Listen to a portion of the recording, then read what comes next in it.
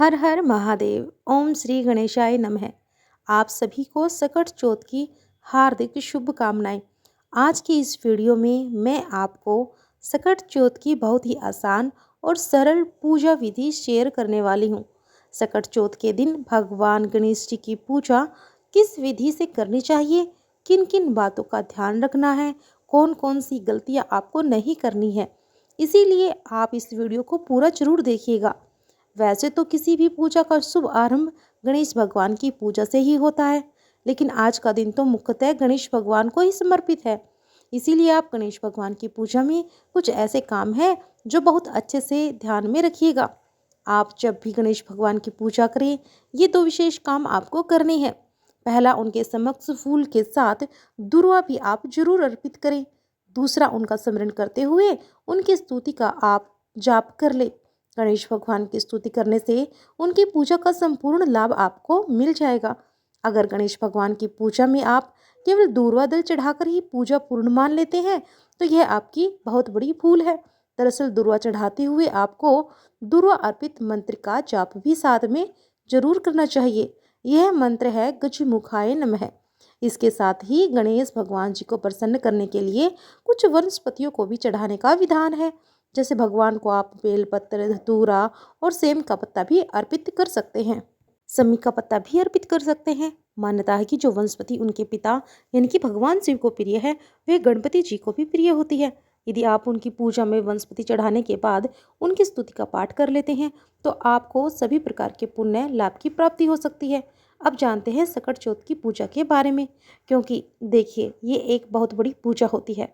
साल भर में कुछ ऐसे प्रमुख और त्यौहार होते हैं जिनकी पूजा हो सके तो उपवास भी सभी सनातनियों को करने चाहिए। तो पूजा करने से पहले आपको पूजा की तैयारी करनी है। जैसे आपको एक चौकी की स्थापना करनी है, कलश की स्थापना करनी है। कलश की स्थापना करने के लिए आप तांबे या फिर पीतल का लोटा ले सकते हैं, जिसके अंदर गंगा जल और जल मिलाकर रखें और उसमें आप एक सिक्का, सुपारी, लौंग का छोड़ा और कुछ अक्षत डालें और दुर्वा डालें। इसके अलावा आप लौंग, इलायची या जो भी कलश स्थापना करते समय आप अर्पित करते हैं, बाकी व्रतों में वह आप जो सामग्री है वो जल में डाल सकते हैं। जल सामग्री के बाद में उस जल के लोटे के ऊपर आप आम या शोक के 5 पत्ते रखें। उसके ऊपर आप एक पात्र में, कटोरी में या फिर मिट्टी के बड़े दिए में गेहूं, तिल या फिर अक्षत भरकर रखें और उसके ऊपर आपको एक दीपक जलाकर रखना है, जिसे हम दीप कलश कहते हैं। तो दीपक आप अगर हो सके तो देसी घी का जलाएं। अगर देसी घी नहीं है तो आज के दिन आप तिल का भी दीपक, तिल के तेल का दीपक आप जला सकते हैं। क्योंकि सकट चौथ के दिन तिलों का विशेष महत्व होता है, तो सबसे पहले आप दीपक जलाएं। क्योंकि पूजा में जब भी आप पूजा शुरू करते हैं तो दीपक सबसे पहले प्रज्वलित करना चाहिए। दीपक प्रज्वलित करने के साथ ही आप कलश की भी पूजा करें, दीपक का भी पूजन करें। फिर आप भगवान गणेश जी और भगवान गणेश जी सहित पूरे शिव परिवार यानी माँ गौरा, भगवान शिव और कार्तिकेय जी की यदि तस्वीर हो, प्रतिमा हो, तो उनकी भी आपको स्थापना करनी है। आप सबसे पहले गणेश जी की प्रतिमा आप विराजित करें, लेकिन सबसे पहले आसन जरूर दें। चाहे आसन आप पुष्प का रखें या फिर अक्षत का रखें, और उसके बाद आप जो भी प्रतिमाएं जो आपके पास हैं उनकी स्थापना करें। फिर सभी का शुद्धिकरण कर लें। गंगा जल छिड़क कर आप सभी की शुद्धि कर लें। धातु की प्रतिमाएं हैं तो उन्हें आप स्नान कराएं विधिवत। उसके बाद आप उन्हें विराजित करें। अब आपको चंद्र देवता का भी पूजन इस दिन करना है। तो इसके लिए बहुत से लोगों के पास तो चांदी के चंद्र देवता होते हैं, चाहे वो अर्धचंद्र हो या पूर्ण चंद्र हो, तो उनका पूजन कर सकते हैं। चौकी पर आप उनको स्थापित कर सकते हैं, नहीं तो आप चौकी पर ही अक्षत से चंद्र देवता की जो आकृति होती है वह आप बना सकते हैं। फिर आप अक्षत को यानी कि पूर्ण रूप से, यदि आपको चंद्रमा बनाने हैं तो पूरा गोल करके आप चंद्र देवता का आकार बना लें। उसके बाद चंद्र देवता का आप तिलक करें। तिलक लगाने के साथ साथ आप पूरे शिव परिवार का भी पूजन करें। तिलक लगाएं। सभी को आपको रोली, कुमकुम अर्पित करनी है।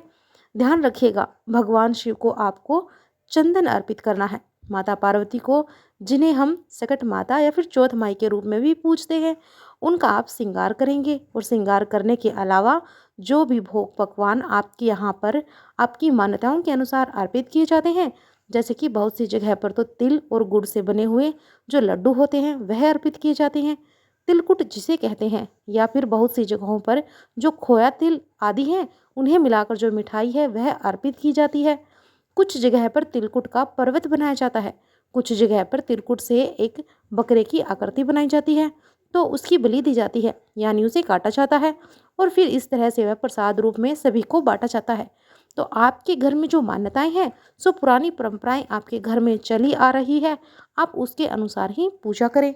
कोई भी नई विधि, नया नियम आपको इसे नहीं अपनाना चाहिए। आप गणेश भगवान का विधि विधान से आपको पूजन करना है।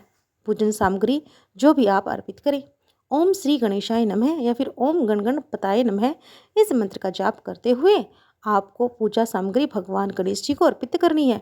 मौन रहते हुए आप कोई भी सामग्री ना चढ़ाएं और जनेऊ भगवान गणेश जी को जरूर अर्पित करें। पूरे शिव परिवार को भी इसी तरह से आप पुष्पमाला आदि अर्पित करें।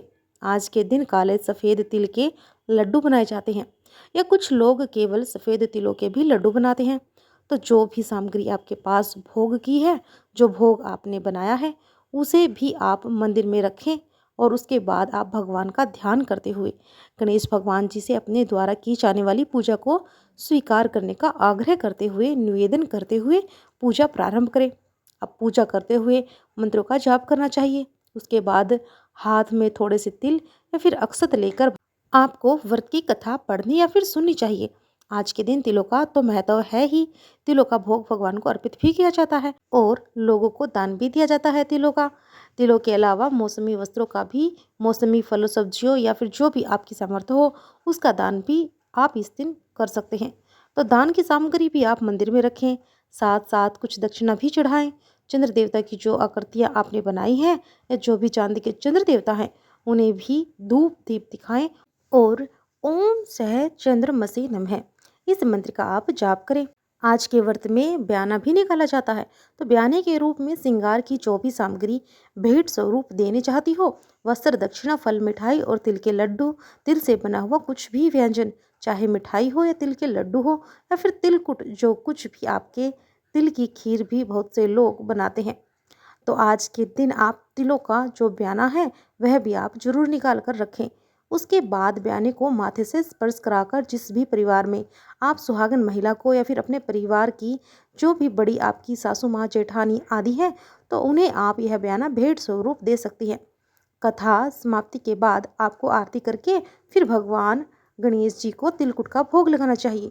तिलकुट के अलावा मोदक का, दूर्वा का, पान का, सुपारी, हरी इलायची का भोग भी लगाना चाहिए। और सबसे अंत में अग्नि देवता को तिल अर्पित करने चाहिए। अग्नि देवता के माध्यम से जो हमारे इष्ट देवी देवता है वह अपना अपना भाग स्वीकार करते हैं। तो काले और सफ़ेद तिलों को आप रख लें एक पात्र में और थोड़ी हवन सामग्री रखें, और एक जो हवन पात्र होता है या मिट्टी का एक बड़ा सा दिया ले लीजिए, जिसमें आप चाहे तो आम की लकड़ियाँ या फिर गाय के गोबर का उपला सुलगा कर रखें, जिस पर हवन सामग्री डालें और थोड़ा सा घी डालें।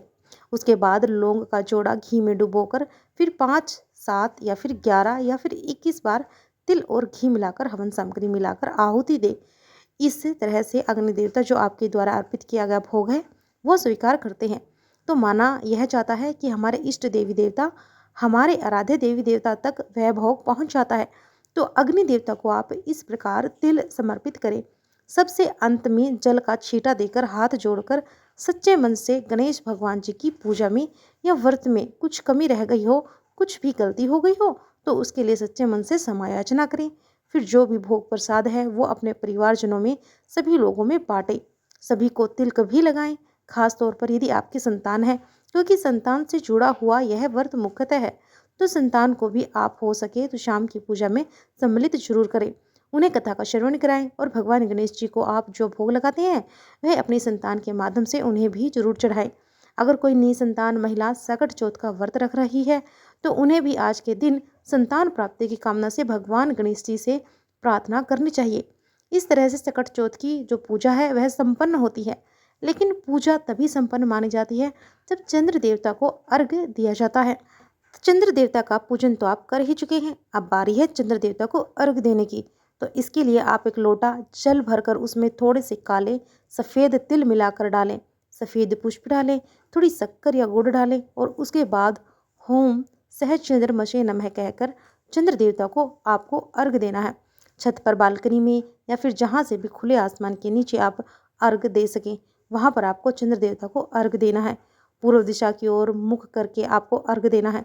यदि आपको चंद्रमा ना दिखाई दे तब भी आप मानसिक रूप से चंद्र देवता का ध्यान करके चंद्र देवता को अर्घ देकर जो तिलकुट का भोग है आपने भगवान गणेश जी को अर्पित किया है, उसे प्रसाद रूप में ग्रहण करके अपने व्रत का पारण कर सकते हैं।